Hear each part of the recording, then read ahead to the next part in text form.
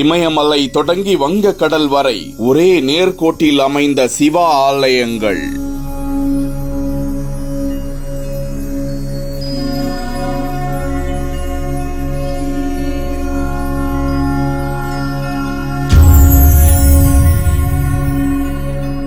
நவீன கருவிகள் கண்டறியும் முன்னரே கட்டப்பட்ட அதிசயம். 2383 கிலோமீட்டர் தூரத்திற்கு இடையே அமைக்கப்பட்ட அபூர்வம். இந்தியா ஆன்மீகத்திற்கு பன்னெடுங்காலமாகவே பெயர் பெற்றது.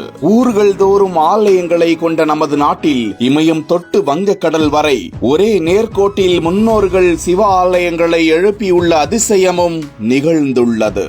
அப்படி என்ன அதிசயம் என்பதை இந்த செய்தி தொகுப்பில் காணலாம். பூமியின் மையத்தை சுற்றி பூமத்திய ரேகையும் அதற்கு மேலும் கீழாக 32 டிகிரியில் கடகரேகை மகர ரேகையும் செல்லும் வகையில் கற்பனை கோட்டை விஞ்ஞானிகள் பல நூறு ஆண்டுகளாக விவாதித்து 18ஆம் நூற்றாண்டின் தொடக்கத்தில் ஒருமித்த முடிவுக்கு வந்தனர். இதேபோல பூமியின் குறுக்கும் நெடுக்குமாக கற்பனை கோடுகளை வரைந்து இதில் குறுக்கு கோடுகளுக்கு அட்சரேகைகள் என்றும் நெடுக்கு கோடுகளுக்கு தீர்க்க ரேகைகள் என்றும் பெயரிட்டனர். இதில் இந்தியாவின் இமயமலை தொடங்கி தமிழகத்தின் வழியாக செல்லும் 79 டிகிரி தீர்க்க ரேகைக்கு ஒரு சிறப்பு உள்ளது. இந்தியாவில் உள்ள சில சிவாலயங்கள் இந்த 79 டிகிரி தீர்க்க ரேகையிலோ அல்லது அதற்கு நெருக்கமாகவோ அமைக்கப்பட்டுள்ளன. விண்ணிலிருந்து பூமியில் ஒரு கற்பனை நேர்கோட்டை வரைந்தால் இந்த ஆலயங்கள் அந்த கோட்டில் அமைந்திருக்கும் என ஆன்மீகம் சொல்கிறது. இப்படி ஒரு நேர்கோட்டில் அமைக்கப்பட்டுள்ள ஆலயங்கள் என்னென்ன என்றால், இமயத்தில் உள்ள கேதார்நாத், தெலங்கானா மாநிலத்தில் கோதாவரி நதிக்கரையில் உள்ள காலேஸ்வரம், ஆந்திர மாநிலத்தில் உள்ள காளஹஸ்தி, தமிழகத்தில் உள்ள சிதம்பரம், ராமேஸ்வரம் ஆகிய 5 ஆலயங்களும் ஒரே நேர்கோட்டில் அதாவது 79 டிகிரி தீர்க்க ரேகையில் அமைந்துள்ளதாக இன்றைய ஆன்மீகம் சொல்கிறது.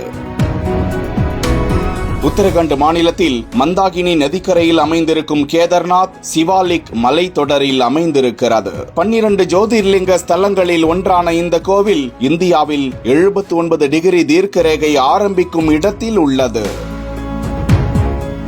தெலங்கானா மாநிலம் கரீம்நகர் மாவட்டத்தில் கோதாவரி நதிக்கரையில் அமைந்திருக்கும் காலேஸ்வரம் முக்தீஸ்வரா கோவிலும் 70 டிகிரி தீர்க்க ரேகையில் அமைந்துள்ள மற்றொரு கோவிலாகும்.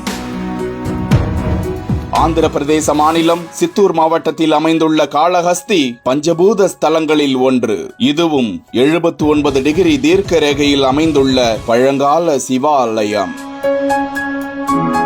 அடுத்து வருவது காஞ்சிபுரத்தில் உள்ள ஏகாம்பரநாதர் கோவில். பிருத்வி லிங்கம் அருளும் இந்த கோவிலும் 79 டிகிரி தீர்க்க ரேகையை ஒட்டியே அமைந்துள்ளதாக ஆன்மீக ஆய்வாளர்கள் கூறுகிறார்கள். சிதம்பரத்தில் உள்ள நடராஜ பெருமானின் கோவில் இந்த வரிசையில் வரும் அடுத்த கோவிலாகும். ஆடவல்லானின் எடுத்தாடிய பாதம் காண பக்தர்கள் நாள்தோறும் நாடும் இந்த சிவாலயமும் 79 டிகிரி தீர்க்க ரேகையை ஒட்டியே உள்ளதாம். நாட்டில் உள்ள புண்ணிய ஸ்தலங்களில் மிகவும் உன்னதமானதாக கருதப்படும் ராமேஸ்வரம் ராமநாத சுவாமி கோவில் இந்த வரிசையில் கடைசியில் வருகிறது. வங்க கடலோரம் உள்ள இந்த கோவிலும் 70 டிகிரி தீர்க்க ரேகையை ஒட்டியே செல்வதாக ஆன்மீக ஆய்வாளர்கள் கருதுகிறார்கள்.